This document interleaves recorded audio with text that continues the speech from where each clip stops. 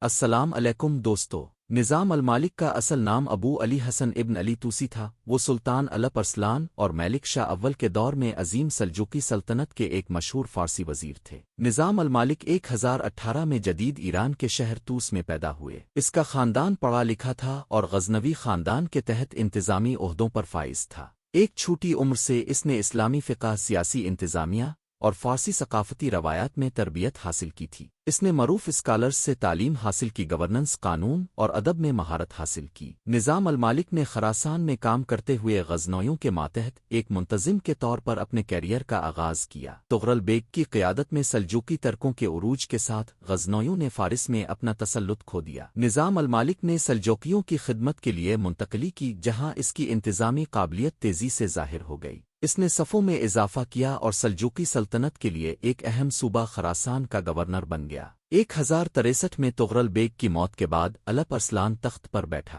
نظام المالک کی قابلیت کو تسلیم کرتے ہوئے الپ ارسلان نے انہیں 1066 میں اپنا وزیر اعلیٰ مقرر کیا۔ نظام المالک نے سلجوق انتظامیہ کو مرکزیت دینے، خانہ بدوش قبائلی کنفیڈریشن کو ایک منظم سلطنت میں تبدیل کرنے میں اہم کردار ادا کیا۔ ایک مضبوط فوجی ڈھانچہ تیار کیا، سلطان کی وفاداری کو یقینی بنایا، امن معاہدوں پر بات چیت کی اور بازنطین سلطنت اور دیگر پڑوسیوں کے ساتھ سفارتی تعلقات برقرار رکھے۔ 1072 میں الپ ارسلان کی موت کے بعد نظام المالک نے الپ ارسلان کے بیٹے ملک شاہ اول کے ماتحت اپنی خدمات جاری رکھی۔ اس دور نے سلجوق سلطنت کے سنہری دور کو نشان زد کیا، جس میں وسیع علاقائی توسیع اور ثقافتی ترقی ہوئی۔ ریاستی بیوروکریسی کو مضبوط کیا اور مؤثر طرز حکمرانی قائم کیا۔ نظام المالک نے سلجوق فوج کو دوبارہ منظم کیا اور مرکزی اتھارٹی کے ساتھ اپنی وفاداری کو یقینی بنایا۔ نظام المالک نے مقامی حکمرانوں اور قبائلی دھڑوں کے چیلنجوں کے باوجود دور دراز صوبوں پر کنٹرول برقرار رکھا۔